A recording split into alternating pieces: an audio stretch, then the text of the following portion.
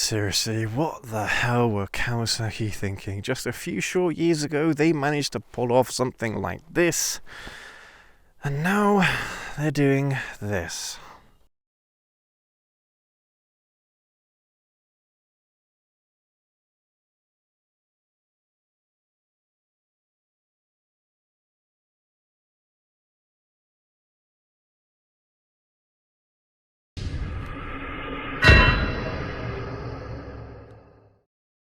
Honestly, it does not make any sense whatsoever. So let's jump on this ZH2, let's go for a ride, and let's discuss this a little bit further.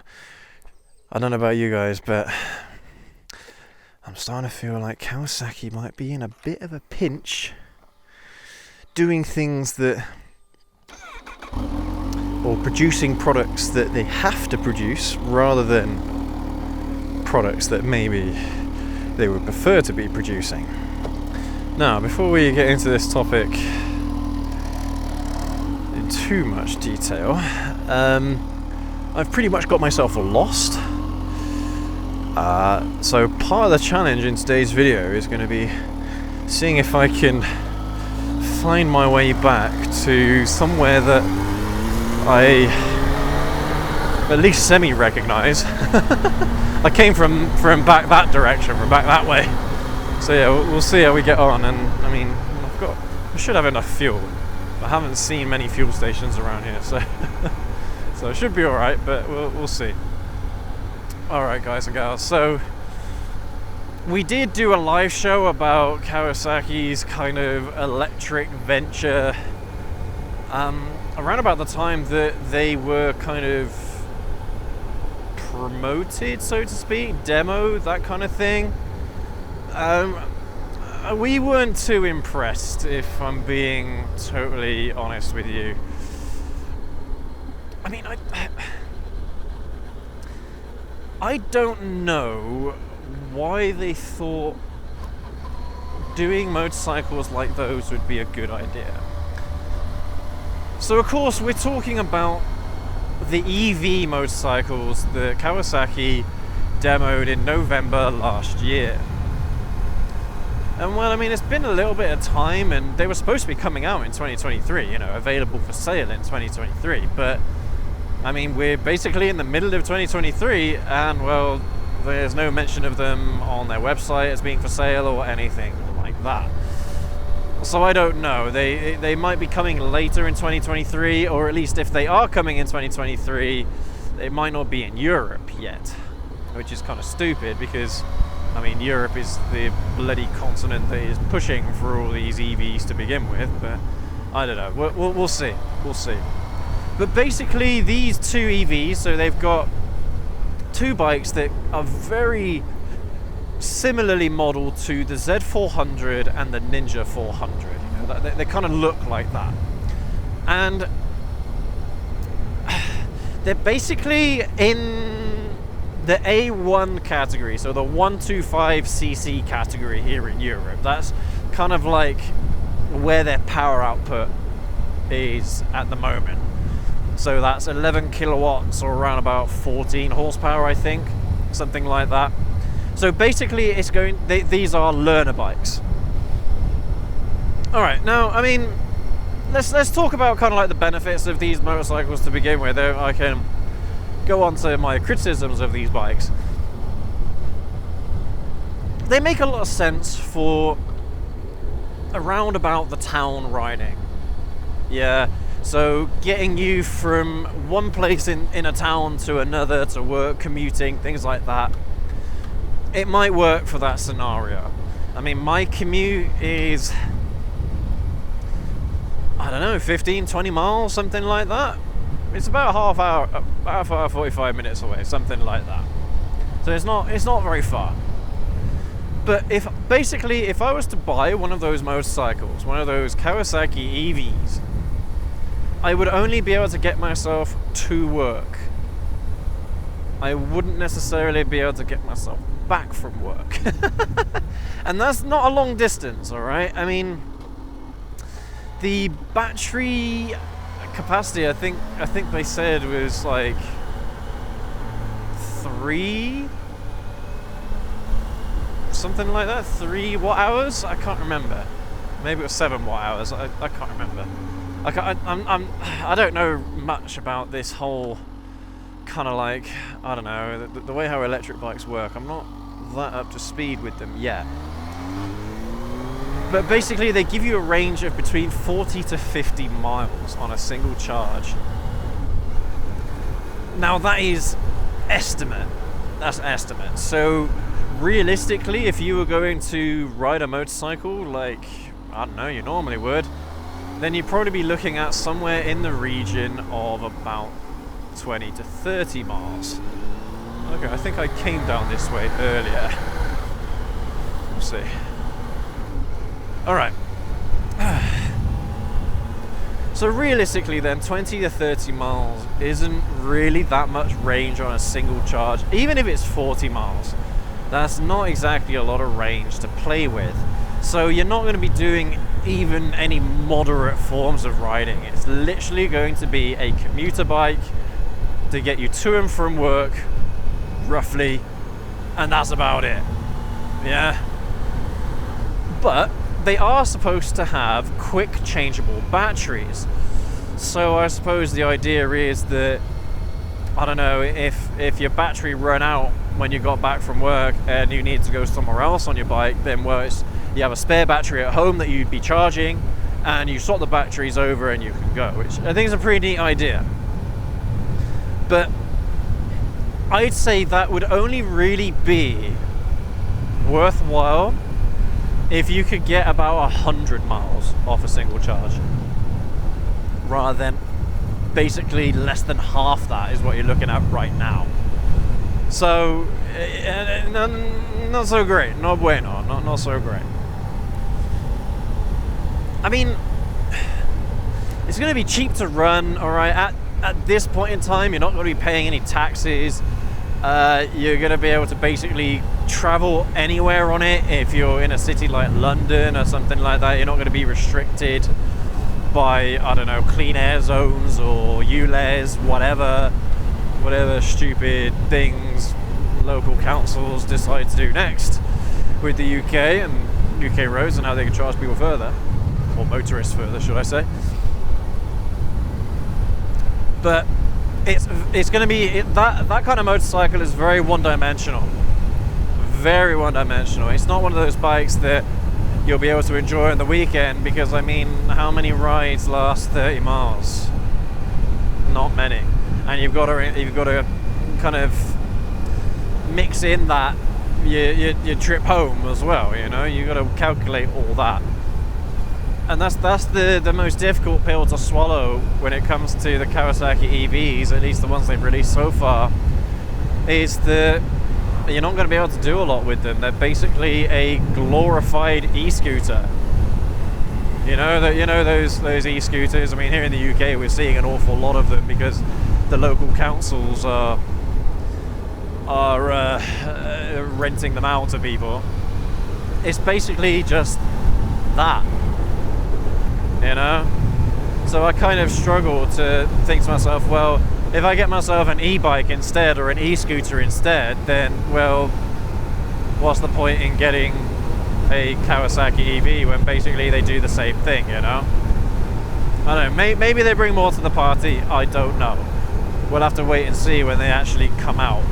But I don't think the reception was very positive around those motorcycles. Okay, it's a first attempt, it's a first generation jump into the whole EV scene. Yeah, alright, fine. It's not going to win them any awards, and they're not exactly going to be selling very many of them, I don't think. So, I mean, I've already kind of, it's a bit of a negative tone already, but things like pillion riding, you won't really be able to take pillions because it's going to drain the battery even more, you know? And the cost of them, I actually, that's the one thing I didn't read up on, was how much roughly they would look at to cost. But they're probably going to be in the £5,000 range, £6,000 range, something like that. So they're going to be, it looks like, a little bit more expensive than their current 125cc offerings in the Ninja 125 and the Z125. But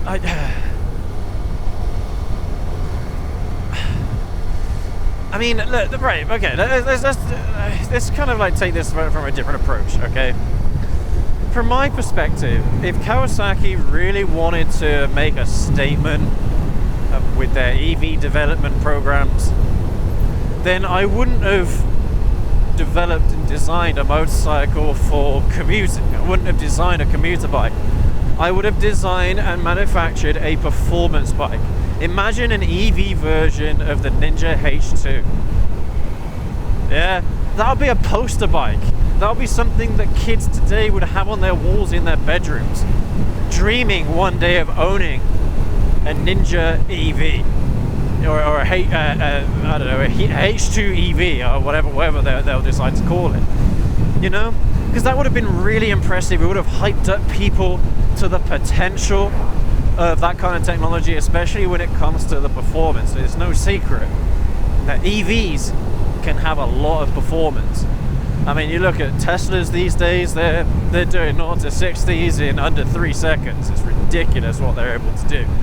So they're able to do that with a car. Imagine what they'll be able to do with a motorcycle. An EV motorcycle. It will be just absolutely insane. And I can't wait. To be fair, I can't wait to see what motorcycle manufacturers are going to be able to do with EVs in terms of performance. And that's the thing, guys. People are willing to sacrifice a little bit of range for performance. I think we all are. But at the same time, at the moment, with these low-powered motors, I mean, these are basically the equivalent of 125cc bikes, so they're not producing a lot of power whatsoever. And even with these tiny weeny battery cells, they can only do, at best, 47 miles on a single charge, at best. You know? And it's just kind of, I don't know, it kind of leaves a bit of a sour taste in your mouth. Especially from a company like Kawasaki, who, I mean, over the last decade at least, have really been pushing the boat out when it comes to performance and price. You can get this ZH2 for 16 grand, brand new. Well, on the road, maybe 17k. You can buy a ZZR 1400 for the same price. You can buy a ZZR 1400, a used ZZR 1400, a very, very good example of one, for 5k or less. You know, it's crazy the value for money these days you can get from buying a Kawasaki motorcycle. Even some of the ZX range, some of these sport bike ranges, man. Honestly, you can get some fantastic good deals on Kawasaki motorcycles right now, at least internal combustion engine, ICE motorcycles.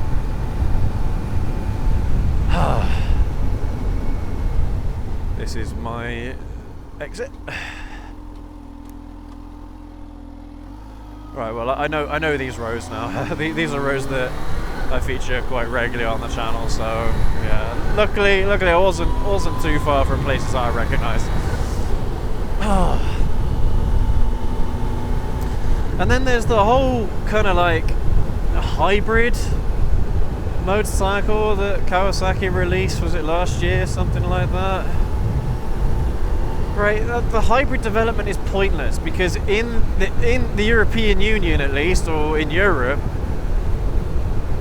both ICEs and hybrids, even plug-in hybrids, will be banned. You won't be able to buy them anymore. So there's no point in developing those. I don't understand why they developed a parallel twin hybrid motorcycle. I don't know.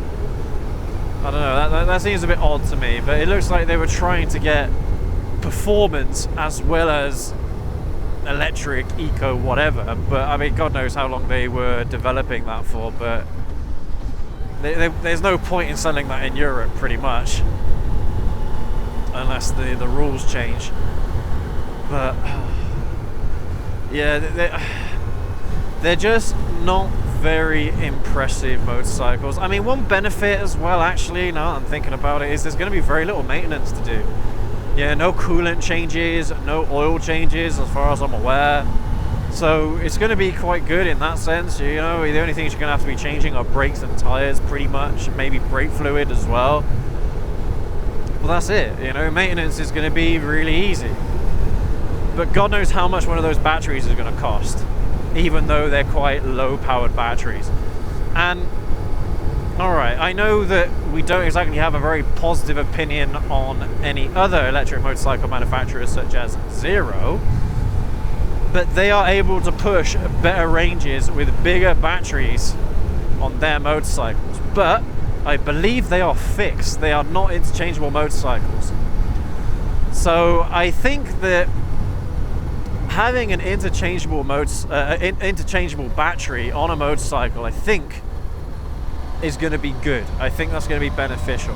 But right now, we're not able to cram the amount of power needed in a small space for some of these batteries. That might change in future. Battery tech might get a hell of a lot better, and we'll be able to cram a lot more power into smaller batteries. That is, of course, a very real possibility. But right now, that's not the case. And Kawasaki are working with the tech that we've got right now. So it's a no-go for me. And if these are the ranges that we're looking at for basically 125 equivalent CC motorcycles on electric, then it's not going to be very good for anything bigger than that. At the moment, it doesn't seem like as if a 600cc equivalent EV is going to be viable at all, in terms of performance and in terms of range. Because, I mean, motorcycle frames, they don't change that much. Motorcycles aren't that big. So where the hell are you going to be able to fit a battery, an interchangeable battery, on a motorcycle that is basically the same size as a 125 equivalent? It ain't going to happen. So right now, at least, it's not going to work. So I actually don't know where Kawasaki are going to go from here in terms of their EV development, but I mean, they're also looking at hydrogen-powered motorcycles. I can't remember if they are hydrogen fuel cell or hydrogen combustion motorcycles, but we've spoken about how hydrogen combustion is a no-go as well. It ain't gonna work. Alright? The tank that you would need, the tank capacity you would need to drive a car, let alone a motorcycle with hardly any space whatsoever, to run hydrogen combustion, it's not there. Simply not there, man. I mean, I think there's like, I don't know if it was a demo or like a concept art of what a hydrogen motorcycle could look like, and they had basically panniers built into the bike with hydrogen canisters, hydrogen tubes that you can change. I mean, like, changing those hydrogen canisters, I mean, they had like, I think it was 6 of them or 8 of them packed into a single pannier. It might have been 4, but still, imagine if you've got to change, say, 8 on either side, 8 canisters on either side. That'll take ages, man. Unscrewing one, screwing in a new one, that'll take forever.